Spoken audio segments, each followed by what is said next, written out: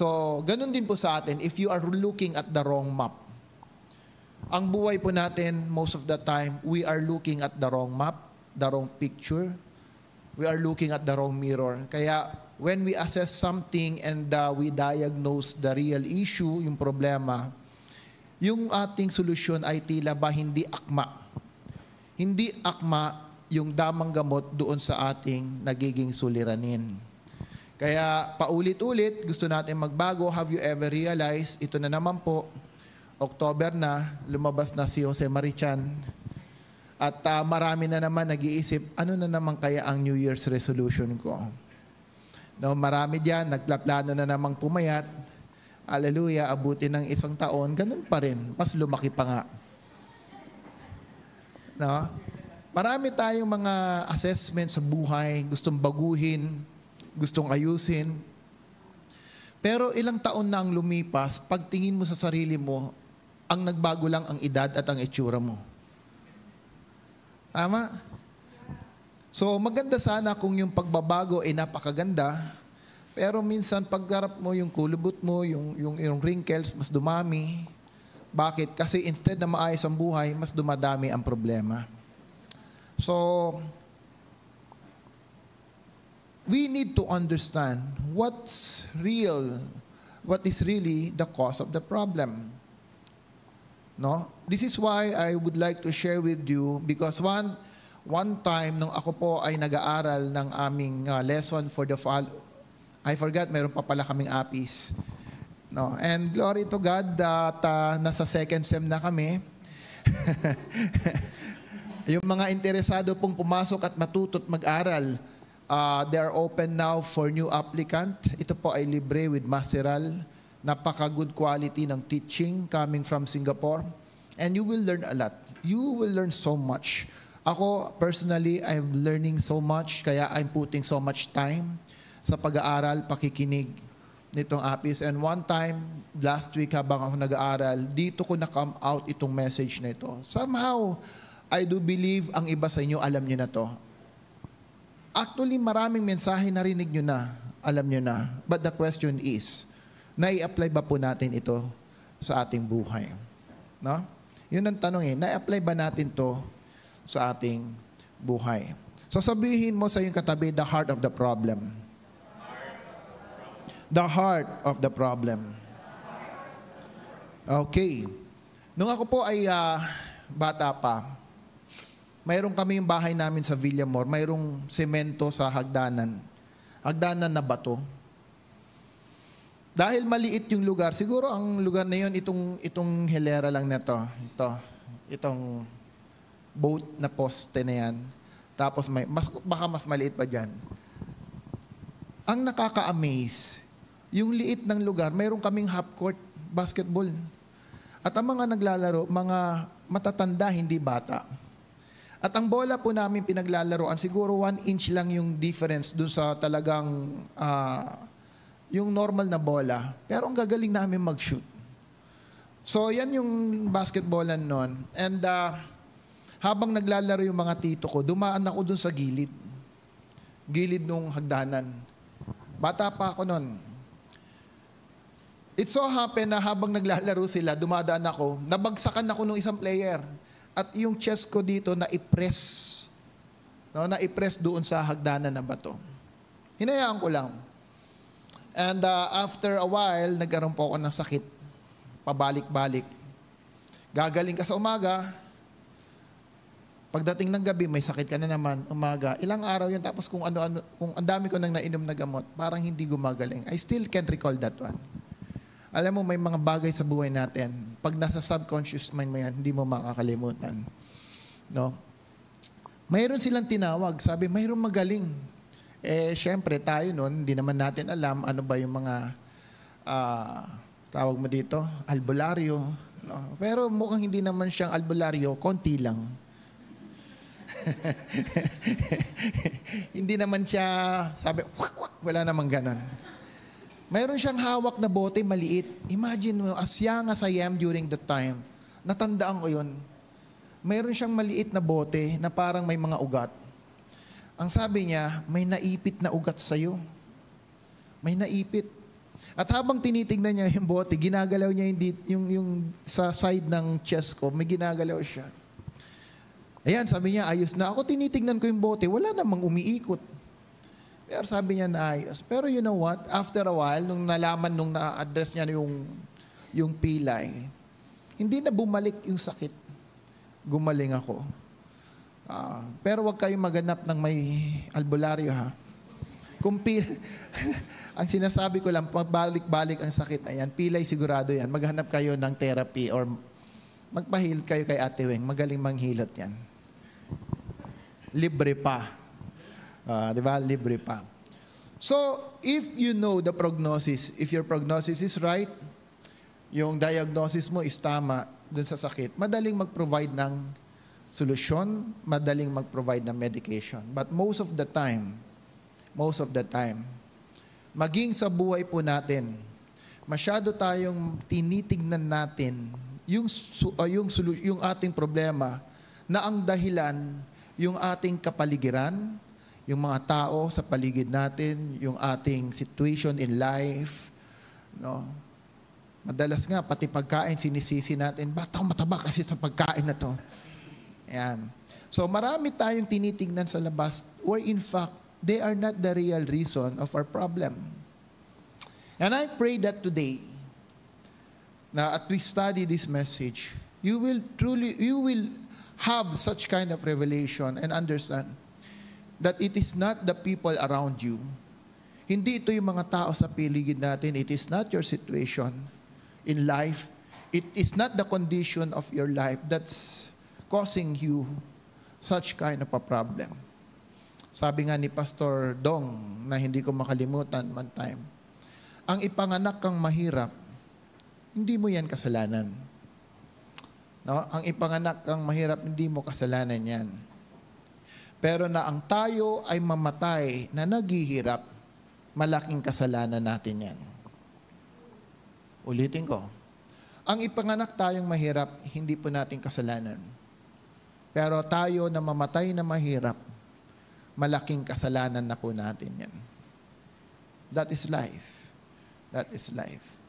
So, let's pray. Father God, I pray, God, that this morning, allow your Holy Spirit to speak to us and inspire us, O Lord, to see the right prognosis sa mga suliranin, problema ng aming buhay. And through that, Lord, we will understand how to address issues of life, paano namin maayos ang aming buhay ayon sa iyong kalooban, ayon sa iyong mga salita.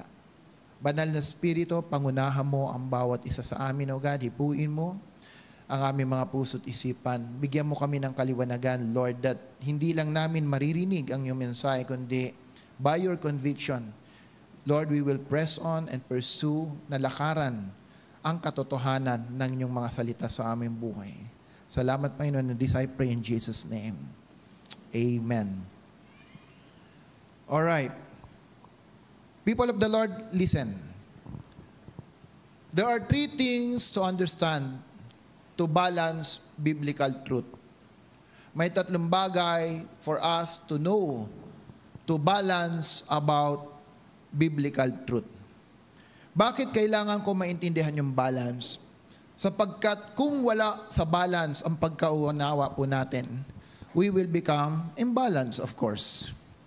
No, at kung titignan po natin ang isang barko, gaano man yan kalaki, gaano man yan daanan na maraming bagyo, malalaking alon, bibihira po sa mga barko ang nalulunod or lumulubog. Or not. Because of the balance of the ship.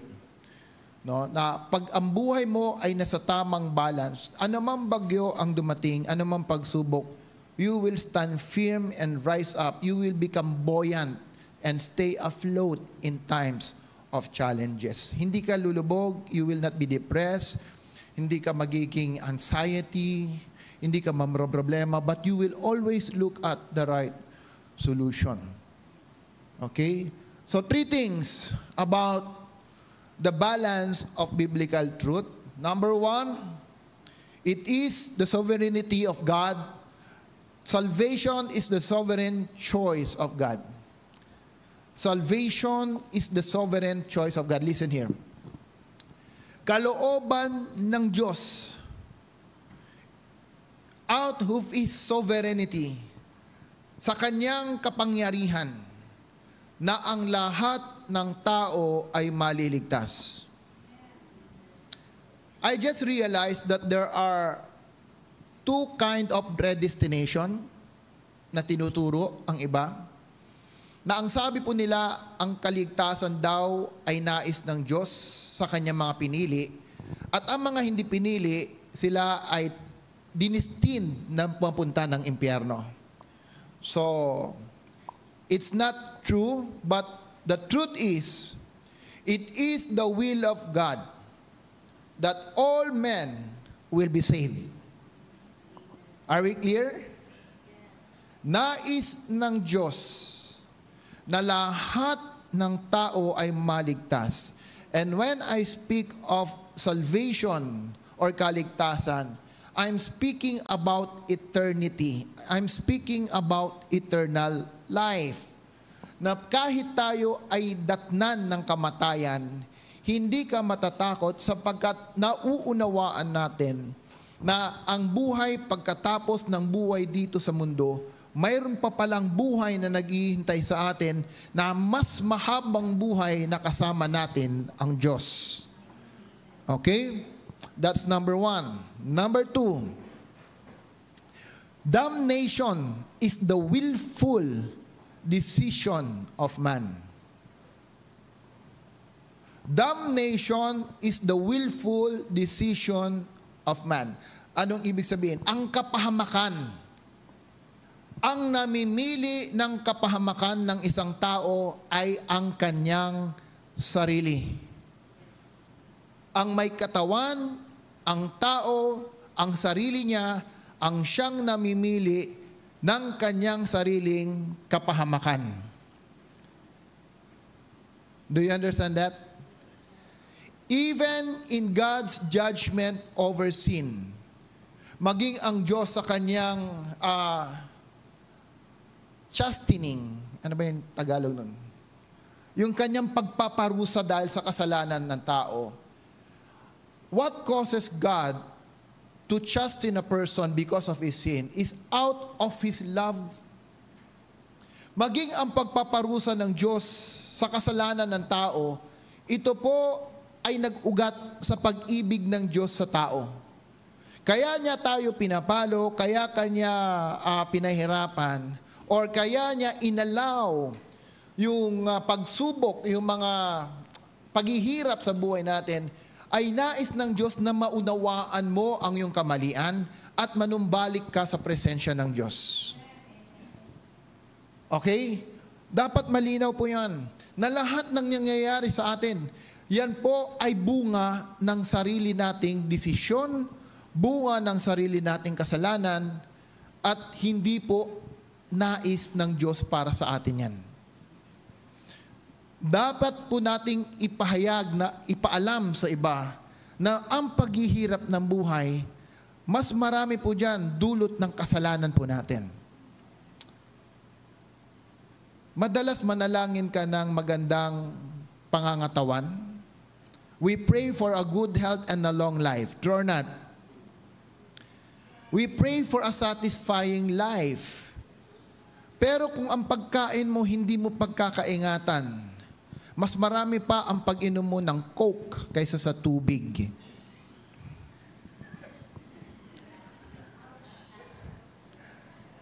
Alright? Mas marami pa yung pagkain mo ng baboy kaysa sa gulay. Tama? Tulog ka ng tulog, ayaw mong mag-exercise. Tapos luluhod at mananalangin ka sa Panginoon, Panginoon, bigyan mo ko ng magandang pangangatawan. Pahabain mo ang aking buhay. Pag sumakit ang katawan mo, uutusan mo pa yung demonyo. Demonyong sakit, lumayas ka. Pagkatapos mo utusan, babalik ka, baboy, coke, tulog. Alam mo, Mananalangin tayo pag may sakit na, Panginoon, bakit ko pa dinadana sa mga bagay na ito? Alam ko, hindi ito ang kalooban mo sa akin. Kung magsasalita lang Diyos, sasagutin ka na, buti alam mo, ikaw kaya alam mo? Turn at, naalala ko, ang sabi nung kay Book of Daniel, ipinakita po dito yung warfare sa heaven. No, alam nyo ba na ang spiritual warfare, hindi po natin laban yan? Sino ditong naniniwala na ang spiritual warfare, hindi mo laban yan? Itaas nyo ang kamay. So yung mga hindi nagtaas ng kamay, hanggang ngayon nagwa-warfare kayo. Satanas, lumayas ka! Hallelujah! Mayroong multo sa bahay namin. Tara, palisin natin. Kurararabasyan, lumayas ka. Alam mo, walang sinabi ang Bible, go and find the demonic and let them disappear. Deliver them. Wala naman nakasulat doon eh. Ang sabi po ng Bible, go and disciple the nation. Sapagkat ang pakikipaglaban sa spiritual, yan po ay katungkulan ng mga anghel sa buhay natin. When Daniel was praying to the Lord, sabi ni Gabriel, bago ka palang manalangin, papunta na ako, pero hinarang ako ng King of Persia. Buti na lang dumating si Angel Angelo or Michael Angelo at tinulungan niya ako na makaalis para ma-deliver itong mensahe na ito sa iyo. Turn out. Sabi ng salita ng Panginoon, sa mga tumanggap, God will send them ministering angels to serve them. Bakit lagi natin kinakalaban ang anghel? Pero ang mga spiritual, demonic spiritual, pero ang buhay natin ayaw mong labanan. Yung mga mali sa ating sarili, ayaw nating labanan. Why? Mas madaling makipaglaban sa spiritual dahil alam nating wala rin ang nangyayari. Ginagawa lang nating dahilan because we don't want to change. We all have the reason just to justify our shortcoming and our mistakes. So damnation is the willful decision of man. Pag mayroon tayong problema, una mong balikan sarili mo.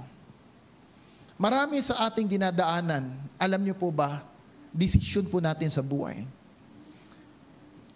Pastor, ang hirap intindihin ng Bible, di magbasa ka. Hindi ko talaga maintindihan English, o di mag-aral ka. Kasi tumanda na ako ganito lang, hindi ako nag-aral before. Alam niyo ba na marami na successful na tao, anong sabi nila? Ang pag-aaral, hindi yan humihinto. Sa atin lahat ang dahilan, if you want to really learn, you need to study, you need to know, you need to upgrade yourself. Kasi naman kain ka ng kain ng maraming sugar. Paano ka mag-aaral ng maayos? Siyempre, kung puro ka sugar, habang nagbabasa ka, naantok ka na. Mag-jogging ka. Make your body healthy. Para pag nag-aaral ka, mas sharp yung iyong memory. Kaya nga po ang mga European, lalo na pag may meeting, pag kami po nagmi-meeting before sa abroad, yung mga customer namin European, hindi yan kumakain ng lunch. Ang kanila, paunti-unti lang, mga protein, meat. Pero yung mga kasama kong Pilipino, kasama na ako, sandamakbak ang kain namin. Bahala kayo dyan. Ayaw kumain, pero kami, pagbalik namin na opisina, yun, makikita mo, para kaming napesting manok. Antok-antok. Sabi ko doon sa isang taga-United Kingdom na customer namin, for a while. Why, Noel? We have a meeting soon.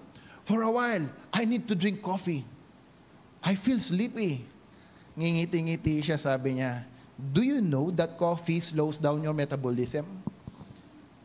Coffee is a downer, sabi niya. What do you mean? Sa Tagalog, pag uminom ka ng kape, lalo kang aantukin. Kasi it slows down your metabolism. Abay, nung nalaman ko yun, hindi na naging pangkabagising ang kape. Kami ni Sister Ken, pagdating ng bahay, gabi magkakape, tulog. Tingnan mo, hindi kasi namin alam nung una, pero nung alam kong papagising, inom ako ng kape, kaya pala lalo akong inaantok. So it's all, everything is in the mind. Subukan niyo po mamayang gabi, magkape kayo. Yeah, that's true. It slows down your metabolism. Alam niyo po, ang Europe, masyadong mga technical yung mga tao na yan. Masyadong technical. Lahat, pati pagkain, masyado nilang iniisip bago po nila gawin. Tayo hindi. Kainin muna natin bago natin isipin. Masarap ba yan? Diba? Ibang Pilipino eh. More on action tayo. More on action. Okay? Matuloy ko na nga. Baka magal ako dito. Number 3. Evangelism is the divine responsibility of the believers. Okay This is the balance. Number 1, ang nais ng Diyos, lahat maligtas. Kalooban po ng Diyos yan. Kaya pag kayo may kaaway, huwag mo ipanalangin na mapunta ka ng impyerno. Huwag po yun. Kasi ang Diyos nais niya lahat maligtas. Number 2, ang paghihirap ng tao, dulot po yan ng desisyon niya sa buhay. Hindi po yan ayon sa kalooban ng Diyos. Sapagkat maging ang punishment po ng Diyos sa atin, yan ay nagdulot, yan ay nag-ugat sa kanyang pag-ibig para makita mo ang problema at ikaw ay bumalik sa Panginoon. And number 3, evangelism is the divine responsibility of the believers. Do you agree? Without these 3, our life is imbalance. Without these 3, our life is imbalance. Ano yung sabi ni Sister Aina last week? Knowing God and let Him known to others. Matthew 28 clearly reminds us that the instruction of the King, that the instruction of Christ, our Lord, our Savior, our God, is for us to go and disciple the nation. That is the purpose that God has given us. Yan po yung layunin ng Diyos para sa atin. That we may advance the kingdom even to those, especially to those who have not heard about Jesus. Kaya the Bible is a continuity of story from the Old Testament up to the New Testament. It is a developmental story of God. In order to accomplish His purpose, the original purpose He has given to Adam and Eve, into the fullness of that purpose in the time of Christ and in the time of the church, for us to advance the kingdom of God here on earth. Layunin po ng Panginoong Diyos na ang bawat isa sa atin maipahayag ang kaharian si Kristo sa buhay ng iba. Can you raise your hand if you agree with this truth? Okay, do you agree? This is my question. Sino ang tao sa tingin mo sa mga oras na ito ang inaabot mo at hinahayagan ng salita ni Kristo sa kanyang buhay? When you do evangelism, when you share Christ to others, you pray for that person. You need to pray for that person. You pursue that person. You preach the word to that person. And what else? You persuade that person to follow the Lord Jesus Christ. Try to think of it. What kind of life are we living now? Anong klase ang buhay na ating ginagalawan? That we can boldly say, I am moving and reaching out to this person to let him and let her know about the Lord Jesus Christ. Without this biblical truth, our life is imbalanced. It will never be balanced without this three truth in our life.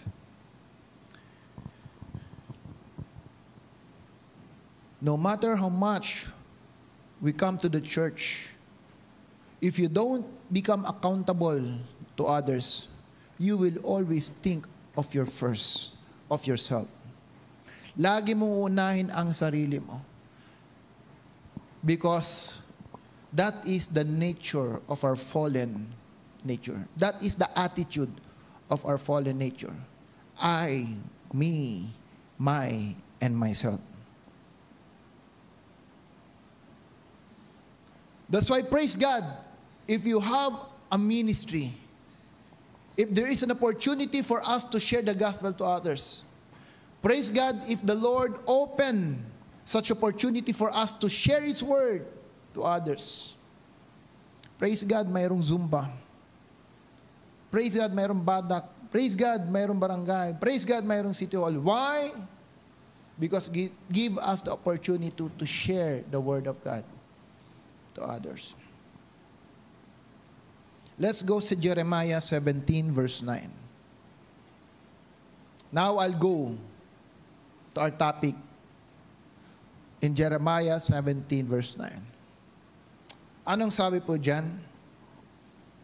The heart is more deceitful than all else and is desperately sick. Who can understand it? Ang puso daw ay sinungaling sa ibang translation. Sinong makakaunawa nito? Kaya nga po, lagi kong sinasabi, let us be reminded, pag puso na pinag-uusapan, sabi ng puso ko, mag-ingat ka. You have to be watchful. When you say, parang ito yung nararamdaman kong magiging girlfriend ko siya, sabi ng puso ko. Parang sabi ng puso ko siya yung boyfriend, yung lalaking pinadala ng Diyos sa akin. Watch out. Watch out, be careful. Because the heart is deceitful. Matthew 13 verse 15. For the heart of these people has become dull. With their ears they scarcely hear. They have closed their eyes, otherwise they would see with their eyes, hear with their ears, and understand with their heart, and return, and I would heal them. Anong sabi po dyan? For the heart of these people has become dull. Ang nagiging mapurol pala, hindi isip. Ang nagiging mapurol ay ang puso. Kaya yung three truths that I've shared to you, the second truth that it is the willful decision of man.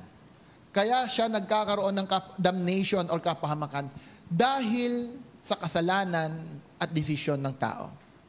At saan po ito nag-uugat?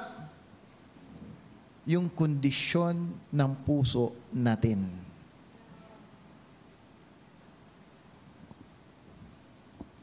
The heart of these people has become dull.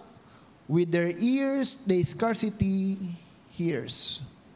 Sabi mo sa katabi mo, hindi pala isip ang pumupurol. Puso. Diba? Kaya ang Pilipino, pag gusto manalo sa ibang bansa, puso! Puso! Diba? Ang siniso, puso! Kasi pag ang puso mo, hindi na motivate, hindi na inspired, ang hirap manalo. Diba? Kaya tingnan mo, pag ang tao, ang puso na hipo, na inspired, hallelujah, ang mukha niya, pag nakita mo sa umaga, maaliwalas. Pero ang puso niya, pag may problema, kahit nakangiti yan, alam mo, hindi tama. Mukha talagang may tama yan. Now, Proverbs 23:7. Bakit ko sinabi? Proverbs 23 verse 7. Listen here. Ano sabi yan? For as he think in his heart, so he is. Kung anong iniisip mo sa iyong puso, yun ka. Now, the heart here is not just our mind. The heart here pertains to our subconscious mind.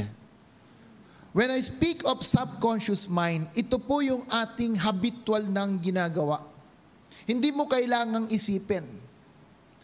Anything that is in our mind, we tend to forget. Malilimutan po natin yan. But whatever in our subconscious mind, mahirap kalimutan yan. Okay? Mahirap kalimutan yan. Kaya ang mga kababaihan, no, matindi ang subconscious mind niyan. Ang lalaki, kalimutan na yung pinag-awayan, pero si Mrs., ala-ala pa yung 10 taon nang nakaraan. Good memory. Alright? Good memory. Yan ang sabing memory. Now, naunawaan nyo kung saan ako pupunta? Naunawaan nyo? Any issues of life, understand this. It starts within us. It starts within us. Kaya mahirap sabihin, Pastor, ikaw talaga laman ng puso ko. Delikado yan. Hindi ka mawawala sa puso ko. Kakabahan ka na yan. Kasi pag ang puso, again, sinungaling yan. Bibigyan ko kayo ng istorya. Kung gaano katigas ang puso ng tao. Sa mga apis, narinig nyo to. Pag pinag-aralan nyo to, marirealize nyo, oo nga. Then bibigyan ko na, makinig muna kayo. Mayroong propeta na ang pangalan ay Isaiah. Si Propeta Isaiah. Nung siya ay nagsimulang mag-prophesy sa Israel, ang Israel ay corrupted na socially and politically. Ibig sabihin, maging ang templo po hindi na tama. People or leaders of the church are worshiping other gods, idols. Mga kasuklam-suklam sa harap ng Panginoon. People are oppressed by the leaders of the church, even by the political leaders. Isaiah is a book wherein there is a rampant of spiritual corruption and political corruption in the land of Israel. Kaya si Isaiah dumating to prophesy and say to the leader about the coming judgment of God. Magkakaroon ng judgment ng Diyos, magsisi kayo. Kung hindi kayo magsisisi, paparusahan kayo ng Panginoon. That was the ministry of Isaiah. Unfortunately, the nation of Israel, hindi po sila nakinig. Here comes Jeremiah. Jeremiah was a prophet who witnessed kung ano po yung sinasabi ni Isaiah, ang prophecy that the judgment will come to the nation of Israel. So Jeremiah was prophesying in the time na ang Babylonian is about, or sino ba to? A certain empire during that time is about to come and conquer Israel. Now, ang sabi ni Jeremiah, you need to worship Nebuchadnezzar, a Babylonian spirit, a pagan worshiper. Ikaw ba, pag sinabi ko, Kuya Shama, ang worship mo ngayon ay ang leader ng ibang bansa na ang Diyos na sinasamba ay hindi Diyos na sinasamba mo. Sa tingin mo ba, susunod ka? Because all the while they thought that they are worshiping the God of Israel. That's why Jeremiah is weeping day and night.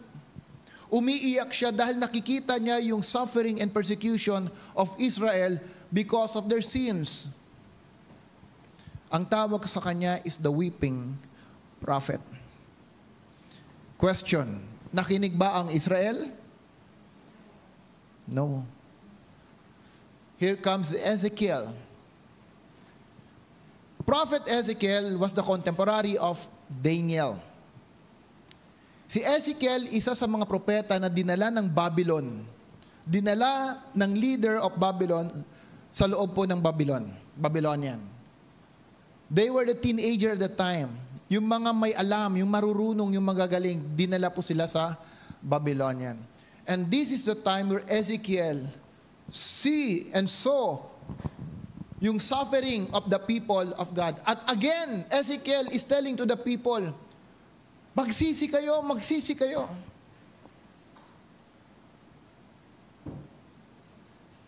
Did Israel repented?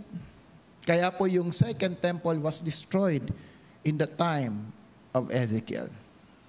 Pinakita sa kanya ng Diyos yung templo, yung karumal-dumal na ginagawa ng mga tao sa loob po ng templo ng Diyos.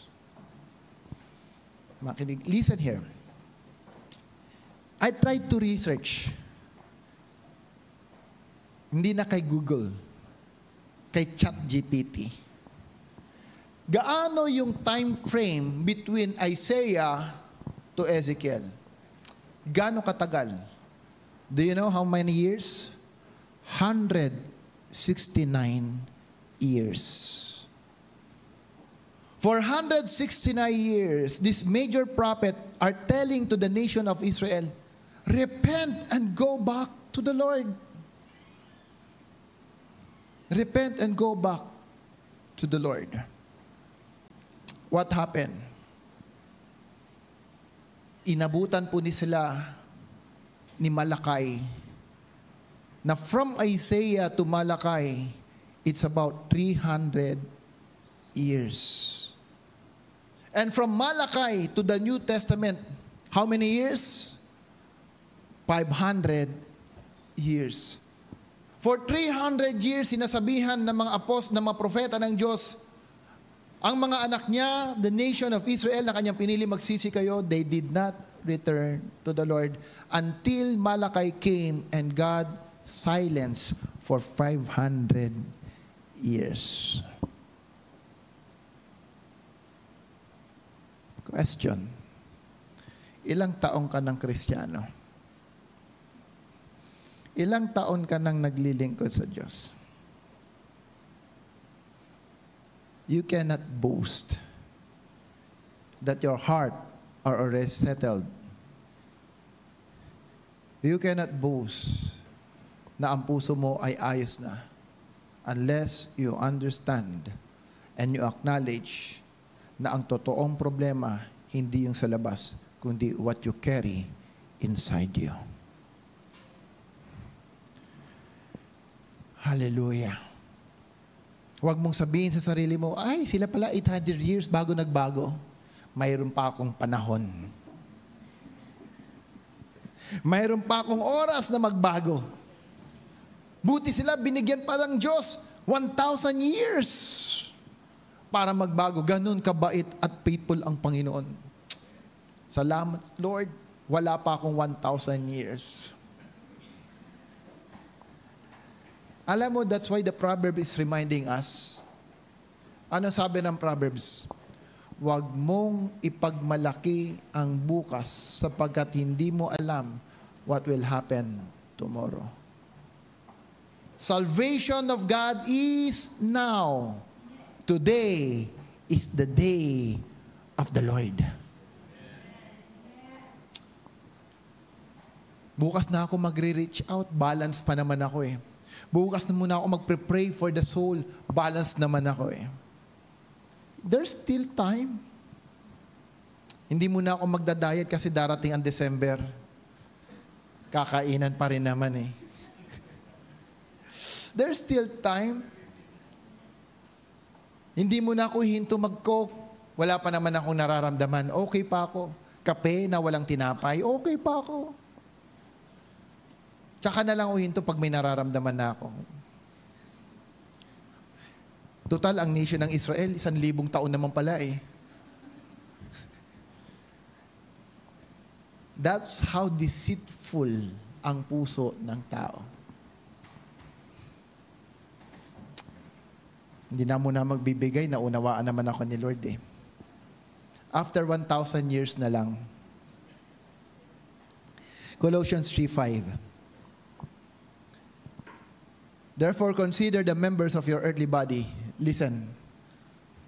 As dead to immorality, impurity, passion, evil desire, greed, which amount to idolatry.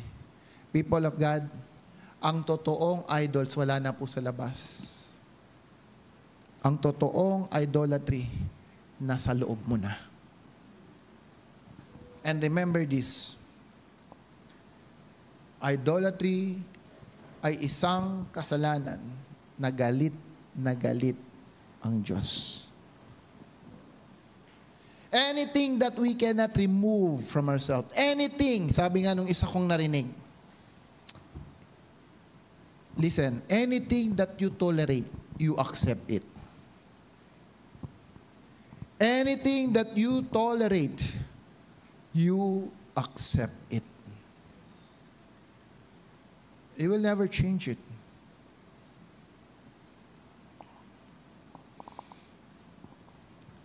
Tanong mo sa katabi mo, kamusta puso mo?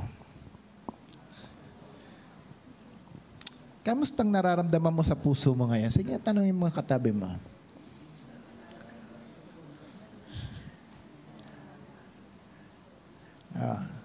Kaya pag nagalit ka, alam mo, sabi ni Lemel sa akin, nagdadrive kami. Nagdadrive ako. Sino nakapanood nung Creed? Creed. Yung sa boxing. Diba, makita mo si Sylvester Stallone kung paano siya mag-coach. Napakamalumanay. Napakatahimik. Hindi nagagalit. Sabi ni Lemel sa akin, Dad, I want that kind of coach. Ano ibig mo sabihin? Ano ibig sabihin? Hindi siya sumisigaw, hindi siya nagagalit. Alam mo, nanahimik na ran lang ako. Sabi ko sa inyo, sige, pasusunurin kita sa kotse ha. Kasi yun, sumusunod sa kotse, nagja-jogging eh. Hindi rin umaangal. O sabi ko, pasusunurin kita sa kotse. No, not like that. Only the coach, mautak din eh. Alam niya yung advantage sa kanya at alam niya yung para sa akin. Kaya ingat kayo sa mga bata, tinatandaan nila yung nakikita nila sa inyo. No? Ingat. Talagang nakatingin yan. So, watch out your heart. Na-overtikain ka lang, sumigaw ka, hindi yung may kasalanan, nasa puso mo yun. Offended ka, galit ka sa tao, huwag ka mag-alala, hindi siya may kasalanan, yung nasa puso mo.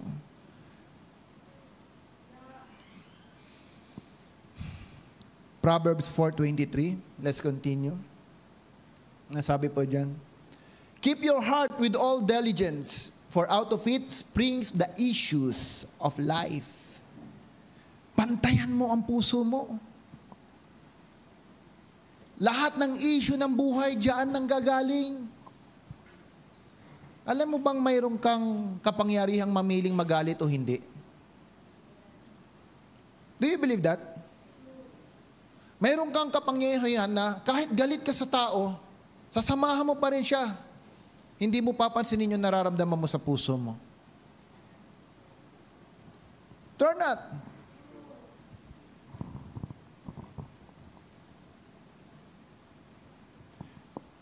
Greater is He who is in me than him who is in the world.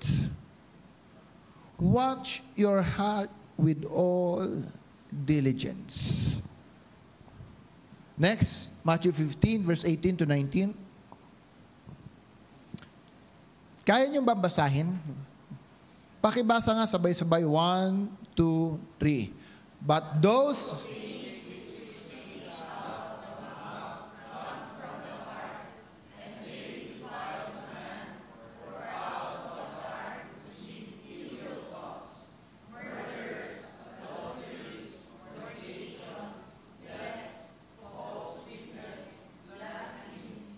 See? Those things which proceed out of the mouth comes where? Sabi ni Dr. Jonathan David, the devil cannot see what is in your heart unless you speak it.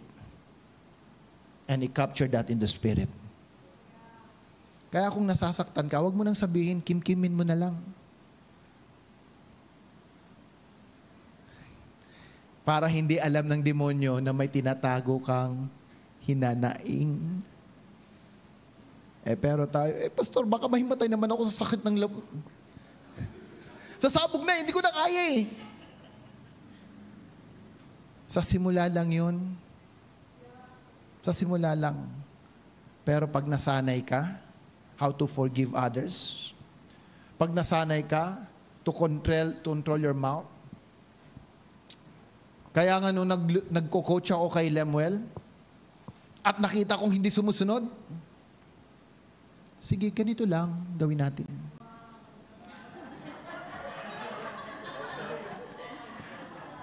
Wow. Minsan pa lang naman, Lemuel. Huwag mo na hindi pa niya nararamdaman. Hindi pa niya nararamdaman. Hindi pa niya nararamdaman. Pero alam niyo ba, na ang hirap din kaya.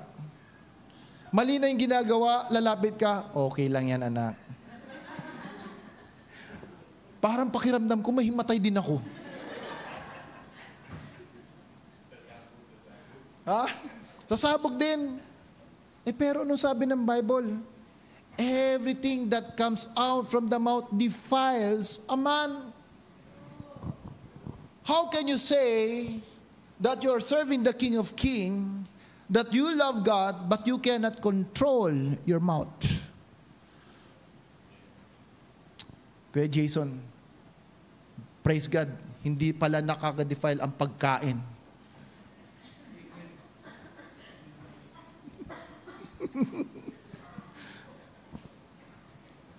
Pero alam nyo, tayo, kahit mananampalataya na matagal, marami tayo mga loose words.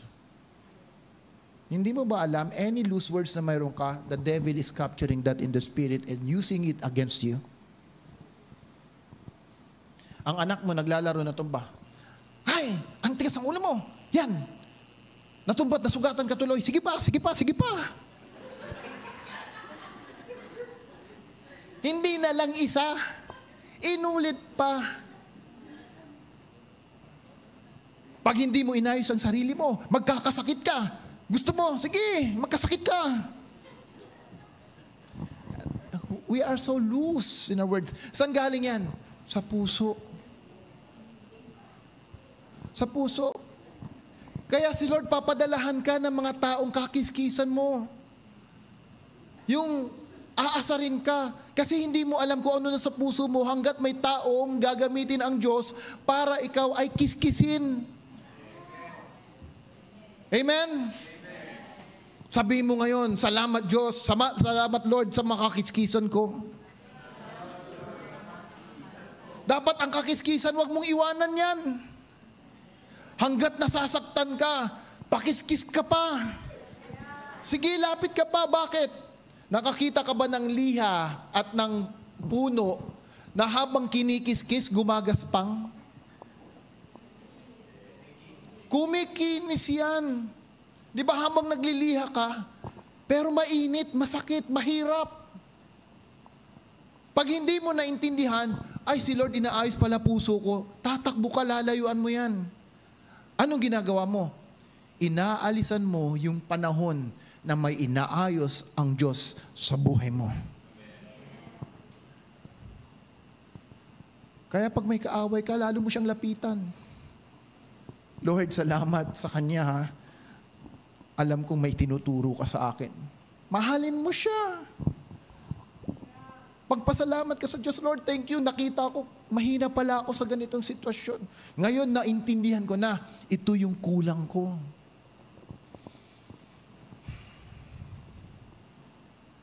Huwag mo ipagdasal yung kakiskisan. Lord, alisin mo na siya sa akin. Nakakasira ng mundo, nakakasira ng oras ko. Ang ganda-ganda ng araw ko, ng umaga ko, dahil nakita ko yung mukha, galit na tuloy ako.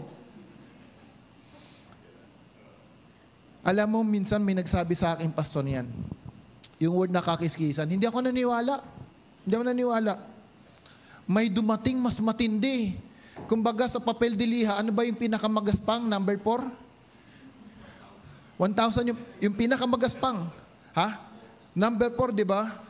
Dumating number 4. Sabi ko, Lord, suko na ako. Mamahalin ko na siya.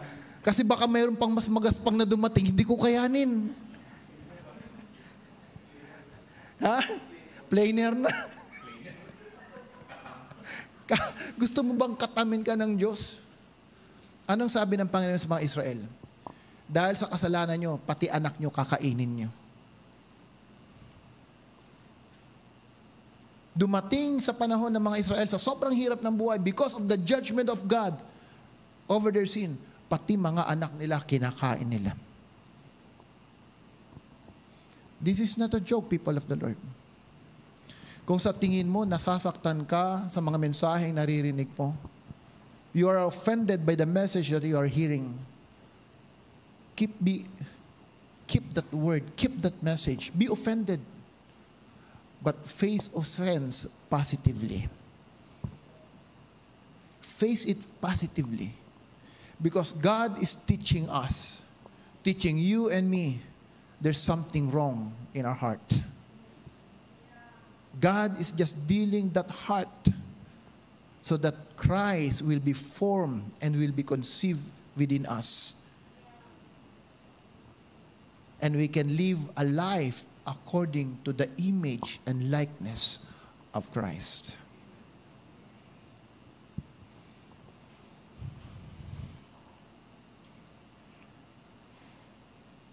Stop pointing fingers as the issue is not around you.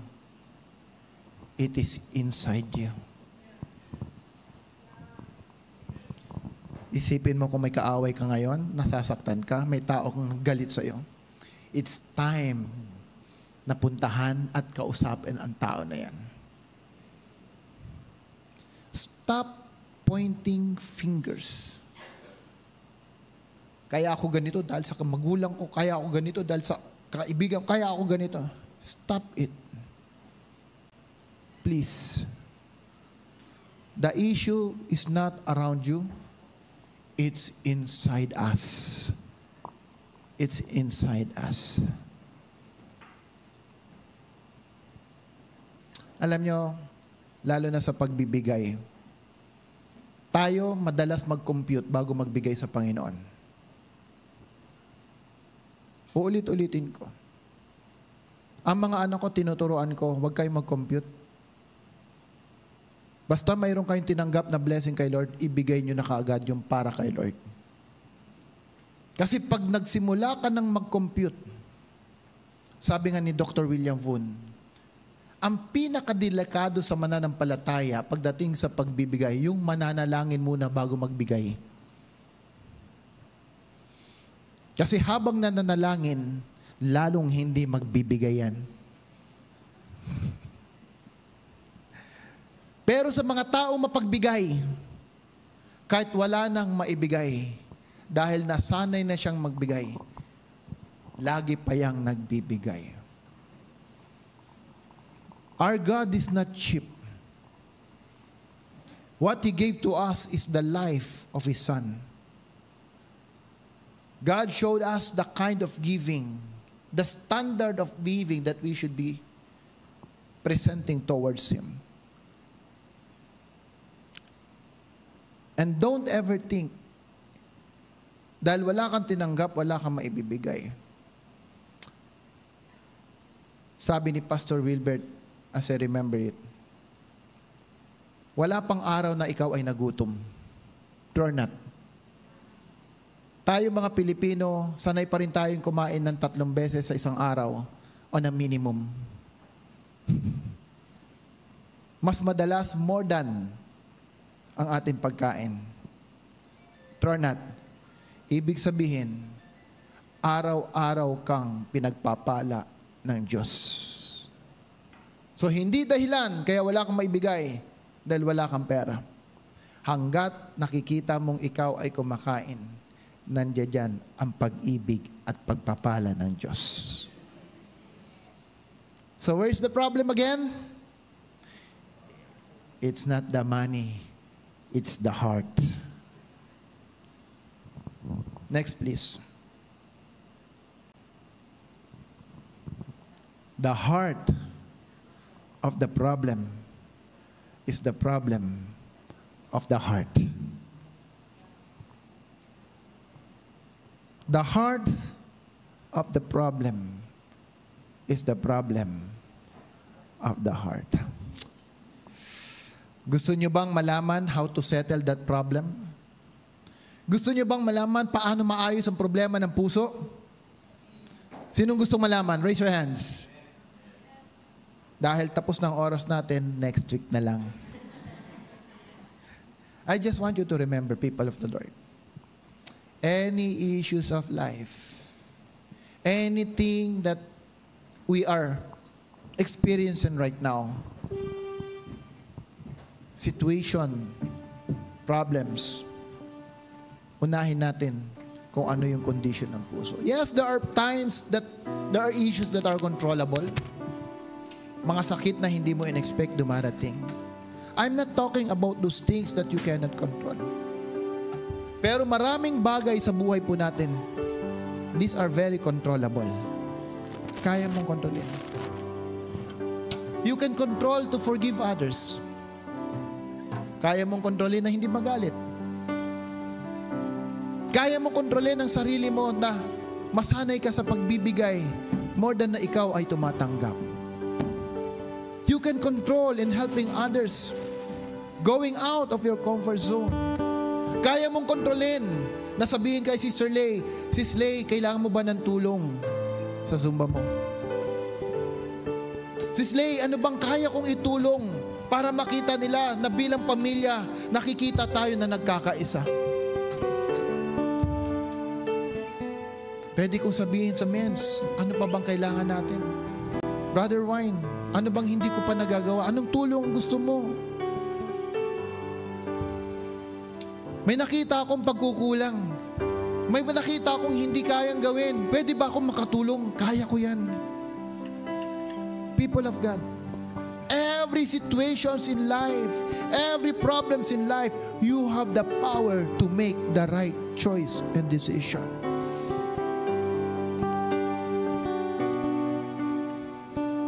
All you need to do is to decide and acknowledge, I have problem in my heart. I have problem. Let's all rise up. Hallelujah. Panginoon, we humble our life, we humble ourselves before you. Nagpapakumbaba kami, Panginoon. And we acknowledge, O God, na indeed, maraming mga bagay, Lord, mayroon kaming kakayanan to make the right choice, to make the right decision. Pero, we still decide to follow what we want. Ngayong umaga, na-realize namin na like the nation of Israel, indeed, Lord, these are stories in the Bible to set examples to us. It took them many years. It took them many years, God. Yet, mukhang hindi pa rin na-realize, Panginoong Diyos, ang mga kasalanan kanilang ginawa until the Lord Jesus finally came to really set the right example for us, Lord. Remember this, people of God, even at the point of death, such a wonderful word that the Lord Jesus have declared. Sa panahon, sa oras ng kamatayan, nailed on the cross, pinahirapan, mocked, anong sabi niya? Ama, patawarin mo sila sapagkat di nila alam ang kanilang ginagawa. Lord, right now, we humble our life before you. Forgive us. Patawarin mo kami sa aming mga kasalanan. Patawarin mo kami sa katigasan ng aming puso, Panginoon. Patawarin mo kami na kung sa panahon, Lord, na kinikis-kis mo ang aming buhay, kami itong patuloy na tumatakbo at lumalayo. Ngayong umaga, na-realize namin, Panginoon, maganda ang layunin mo. na sa kabila ng mga pagsubok na aming pinagdadaanan, andiyan pa rin ang pag-ibig at habag mo sa amin, O God. Nandiyan ang iyong layunin upang ayusin ang aming mga puso. Lord, I pray right now, Lord, sino man ang may mga struggle sa kanilang mga puso sa mga oras na ito, na sa tingin nila, hindi nila kayang gawin to deliver from that situations, O God, from the deceitfulness of the enemy. I pray, Father, Holy Spirit, right now, let's all raise our hands to the Lord. Hallelujah. Lord, I pray, the spirit of greed, oh, hallelujah, come out in the name of Jesus right now, Father, in the name of Jesus, oh God. Hatred, I command you to flee in the name of Jesus right now. Oh, hallelujah, Father, let your Holy Spirit move in everyone right now, even for those who are watching, oh God, in their houses, in their televisions, oh Lord. Kung may mga hatred silang nararamdaman, lungkot, oh Panginoong Diyos, sa gabay ng iyong banal na Espiritu, oh Panginoon, oh, hawiin mo ano mang mga lungkot, ano mang greed sa aming mga puso, hawiin mo, Panginoon, ano mang mga kabulututan, kasalanan na sa aming puso right now in the name of Jesus, oh God. Help us to be delivered, oh God, from all our shortcomings in life. And I pray, let the spirit of humility, love, joy, peace, long-sufferings, oh God, be the portion of your people right now in Jesus' name. In Jesus' name. Oh, hallelujah. Heal our hearts. Heal the hearts of your people, oh God. Heal our hearts. Salamat. Salamat. Like David, I pray, make us, oh God, and give us the heart, a man like after your own hearts. And this is our desire. This is my prayer. Na kami, Panginoon, ay aalis sa lugar na ito, punong-puno ng pag-ibig, punong-puno ng pag-asa, punong-puno ng pusong mapagbigay, punong-puno ng pusong mapagpatawad, punong-puno ng pusong mapagmahal at mapagkumbaba. Salamat, Banal na Espiritu, O God. Fill us. Fill your people right now. Fill us. Thank you, Father, for everything. Oh, we worship you. We give you praise, O God. Yes, O God. Hallelujah. Restore unto me the joy of your salvation and renew the right spirit within me. One more time. Create in me a clean heart. Yes, O God.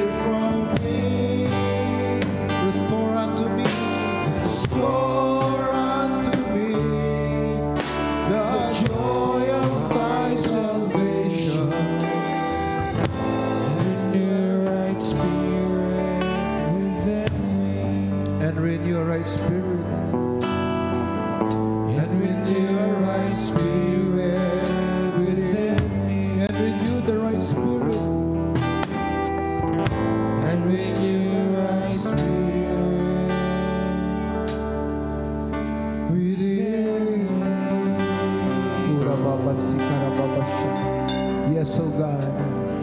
Hallelujah. Thank you, Lord. Thank you for the new heart and the new spirit, oh God. Thank you for your words. Thank you for your words. Hallelujah. Oh, we worship you. We praise you. Let's all raise our hands to the Lord.